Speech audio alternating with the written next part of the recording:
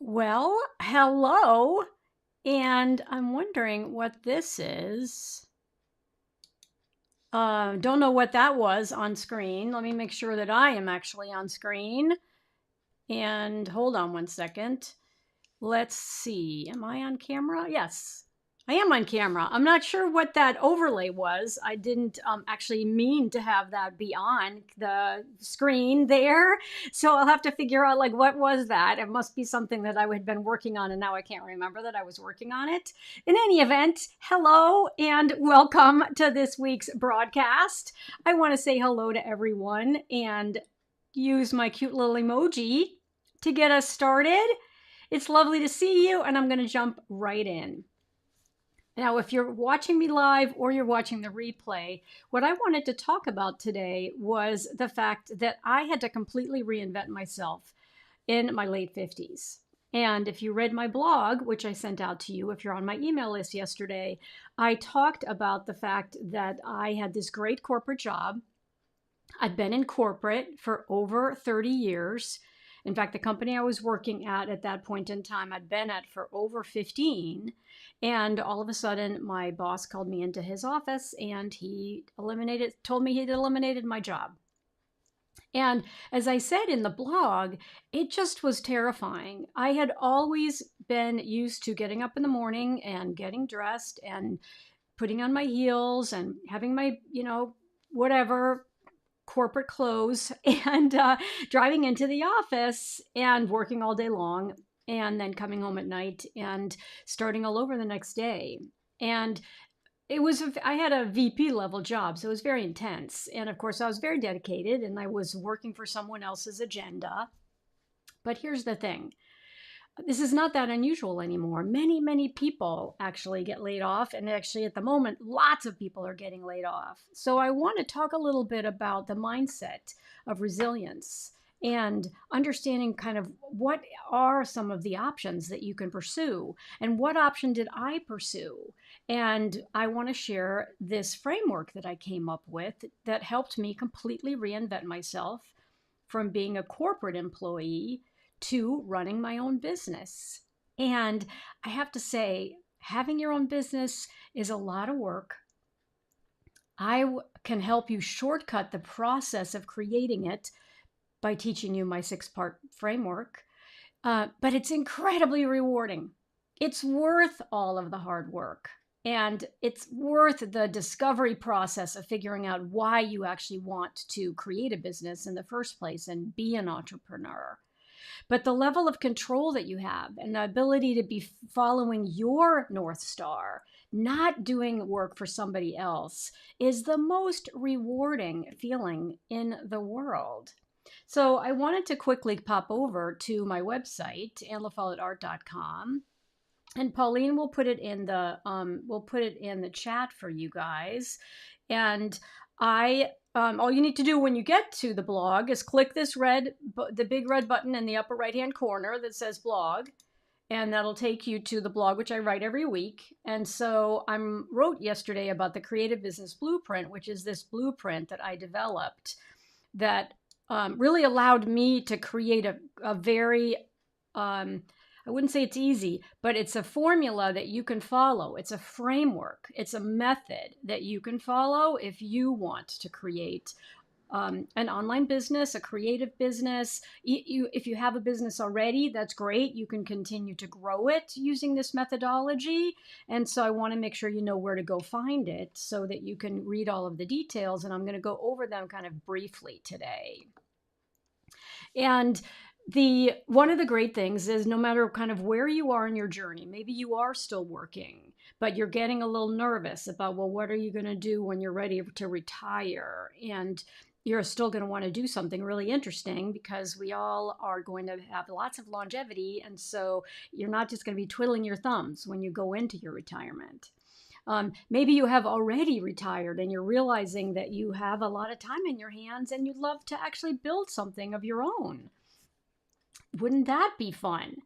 Also, maybe you feel like it would be great to be able to bring in some additional income. Maybe you're living on your Social Security check or some combination of that and part-time work. And wouldn't it be great to be able to create something that you actually love doing and that will bring in a little bit of extra money? So I wanted to talk about this framework that I developed because it's a very systematic way for you to determine what you want your business really to be. And it all starts, it's a 6-part framework, and it all starts with strategy first. The first step is always about strategy. And even when I had my corporate job, whenever I would be moved to a new department or I would have a new project, I would always want to zoom all the way out, understand what the goals and expectations were in that context for them. But in this context, if you're building your own business, it's like, why do you want to do it? What are your goals and aspirations? And it's super important that you think that through, not just in terms of like, well, what is it that you want to do, but creatively, but also financially. So what are your creative goals? What are the things you want to do creatively and eventually share with an audience of people? And then also, what are your financial goals? And then that helps you determine, well, what kind of business do you really want to build? And as I said, even if you're working full time, this is a great process for you to learn and to go through while you're still working so that you can actually develop and a lot of the business fundamentals and the foundations of your business before you decide to retire from that job. And if you're already retired, this is a great process for you to learn so that you can be very intentional about the way you want to take a hobby that you have and turn it into a little bit of a side business, or start something that you've always wanted to do, but you didn't have a framework to follow to actually make it a reality. So that's the first step, strategy first. And there are really 3 big things to consider under strategy first. The first is, what's your why? Why do you want to do it? Because it's going to be work, right? Anything worth doing is going to require a lot of effort. So you always want to have that North Star. But this is why I'm doing it. It's still really important for me to achieve, to have that come to life. And for me, initially, it was very much financially driven. I lost this big fancy corporate job that had a big salary attached. So my big why initially was very financially driven. It was like, I want to figure out a way to build a business that will replace that income that I lost. Also, the second question I asked myself, and I would want you to ask yourself, is what are your goals creatively and financially? So I didn't know yet what the creative output was going to be, because I'd always been in corporate and I'd never done anything creative. I was creative as a kid, but didn't have any examples to follow. So I wasn't quite sure what I was going to do, but I knew, and my husband and my son encouraged me to take this big box of art supplies that we had hiding in the basement, gathering dust, and to start to experiment. And that's actually when I discovered surface pattern design. So then I realized that my goal was something in the surface design industry, and that financially I had a very, very specific goal, which was to replace my corporate income. I knew that wasn't going to happen overnight, but I knew that that was going to be a really important marker for me. And then the other thing was, then what kind of business did I want to build? And over time, I discovered that it was going to need to be a multifaceted business in order to achieve my very big financial goal. So those are the 3 parts of step number 1. Now, step number 2 is you need to identify who your customer is. Who's going to be your ideal customer? Who do you want to attract into your world? Who is it that you're going to want to serve? What does that, in my case, who is that woman? And that woman is very much someone like me. They might be around my same age. I'm now in my mid-60s. They might be someone who also has a lot of energy left and wants to do something that fills them with joy and fulfillment. And has all of those components to it. And it's important to get to know that ideal customer and to understand, well, what is it that they want help with? What are their desires, right? What's the passion that they have that you can help support? Or what might they be struggling with? And in the creative space, there's a lot of room for this, right? Your ideal customer could be someone who wants to get better at watercolor painting, or the person in the people in the creative space might want to learn how to become surface pattern designers, or you might very well be already putting a lot of your designs on Spoonflower, but you don't know how to turn that into an actual business, and you need to understand, well, who's your customer on Spoonflower, who you need to figure out how to reach out to and how to learn more about. Well, what is her needs? Why is she going to Spoonflower to find designs? And then how can you support them through your creative work? And understanding them is so essential. So those are really the three components of how to start to think about your ideal customer, right? So step number 2 is identifying your ideal customer. And the three big things you need to know are, well, who is he or she? In my case, it's primarily women. What are her goals and her needs and her aspirations? And how can I serve her? What's the best way for me to help her make progress in what it is that she wants to be doing? Step number 3 is building your audience. If you in particular want to sell physical products, or you want to sell a course or a membership, or you want to sell one-on-one coaching or group coaching, you have to have an audience to sell it to. And it's not good enough to just have a social media following, because you don't really know who those people are who are following you. And you also don't control any of those algorithms or any of those platforms. They could go away in an instant, or they could change dramatically in an instant. And there have been instances when, for example, Facebook and Instagram a couple of years ago, they went dark. Their servers stopped working. So you don't want to have your business on that rented land of someone else's. You want to bring people onto your email list so that you can engage with them. You can have a great conversation with them. You can start to get to know them better. You can help provide them with free resources to ensure that they are understanding the value that you provide. And then eventually you can actually ask them if they want some coaching from you, or if they want to come into your membership, or if they want to go purchase something from you on your Spoonflower, some of your designs on Spoonflower. So there are really 3 components to your building your audience. One is like, how do you attract them? So you have to understand them first, which is step 2. And then how do you attract them? How is it that you can bring them onto your email list and then nurture them? Because just having them on your email list isn't good enough. You got to nurture them and communicate with them. And then how does that continue to build community and a sense of belonging, and both support and helping make progress in their particular journey, as well as supporting you in the business that you're running. So that's all about building an audience, and a lot of it has to do with growing an email list and all of the components around building an email list and creating content to communicate to them in your email list, like my weekly blog, and building that community connection. The 4th step in the process, 4 fingers, the 4th step in the process is, what are your offers? And by offer, I mean, what's at the heart of your business? And as I mentioned, I had a very big financial goal, so I knew that I couldn't just do one thing. I started out selling physical products, and I did that through retail stores that carried my products, and I also did it in craft fairs or holiday markets, and I also sold directly on my website. That was a component of my business, but I knew I was going to have to add additional offers in my business in order to meet my big financial goals.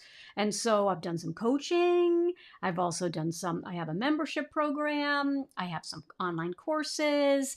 I have a group coaching program, and I have a mastermind. And under this offers, once you understand what you want to be doing, you want to start with one thing and get that to be working before you add the next thing.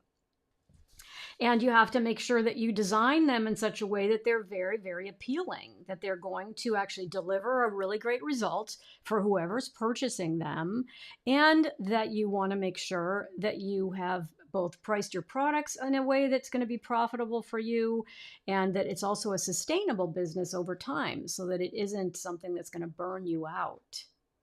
That's all about offers. There's lots more to know about offers, but that's the best place for you to the best way for you to think about offers.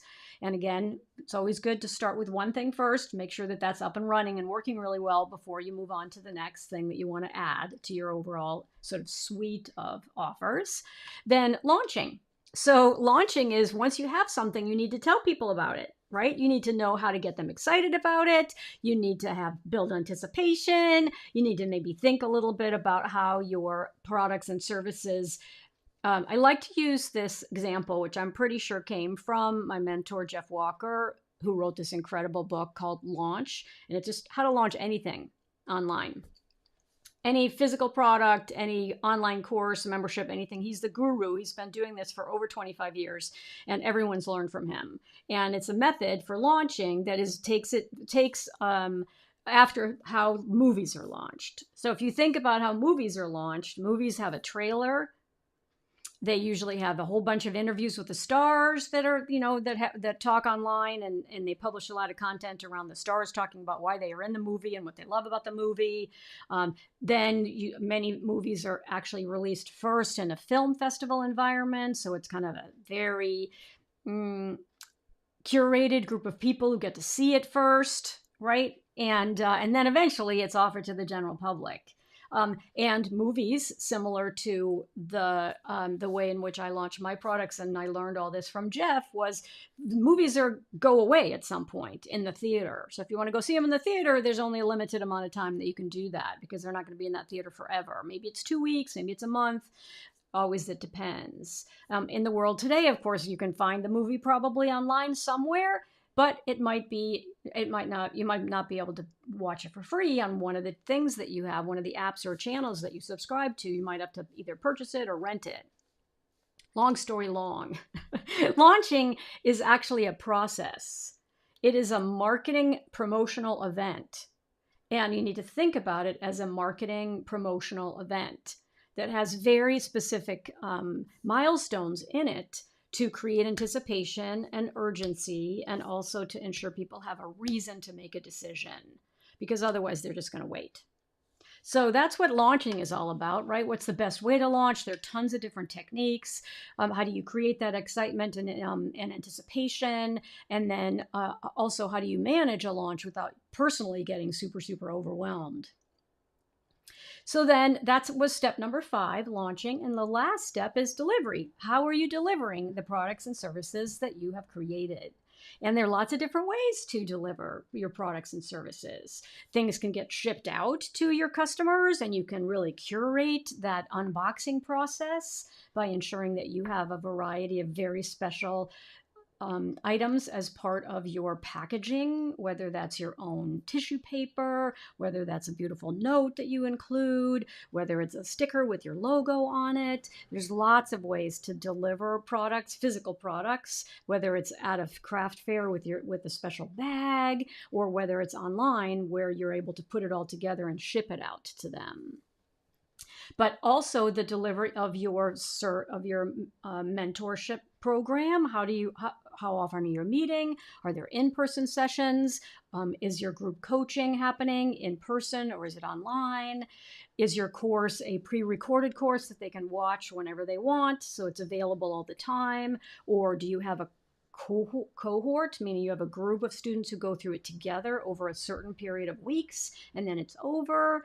All kinds of things to consider around your delivery. And you can deliver live in a live workshop environment or online. There's so many possibilities. And I always love to keep things simple so that it doesn't become overwhelming. You can always get fancy later. This is one of my mottos, is keep it simple. You can always get fancy later.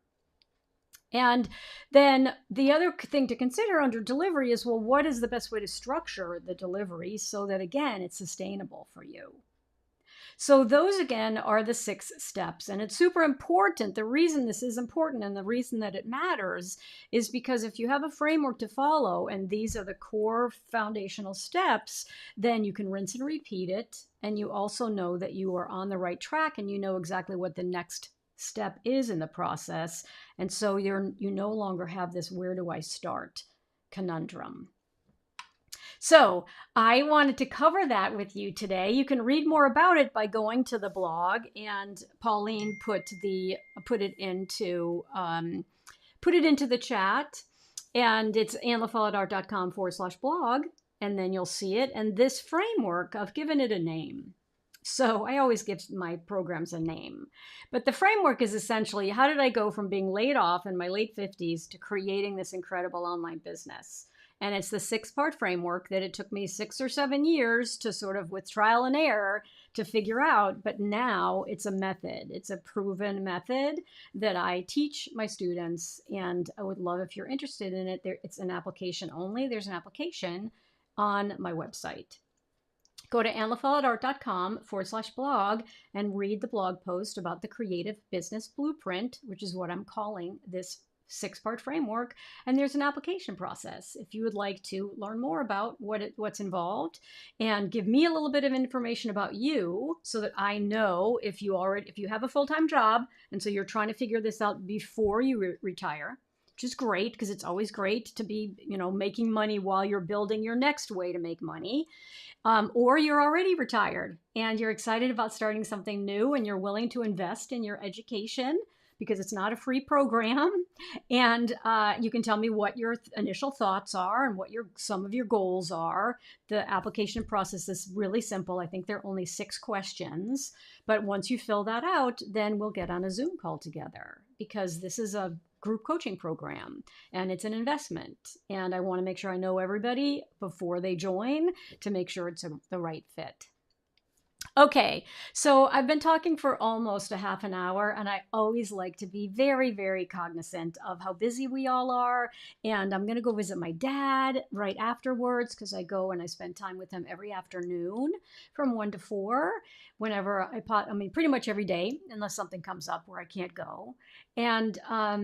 And so I'm always delighted to be here to talk to you. Please let me know if you have any questions at all. I will look into the comments afterwards and I'll answer anything that came up that I didn't get a chance to answer while I'm here live with you.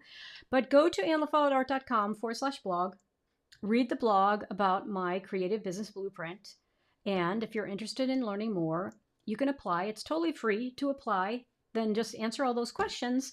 And once you do, I will review your answers and then I'll set up a Zoom call with you so we can talk whether you're actually right for my group coaching program.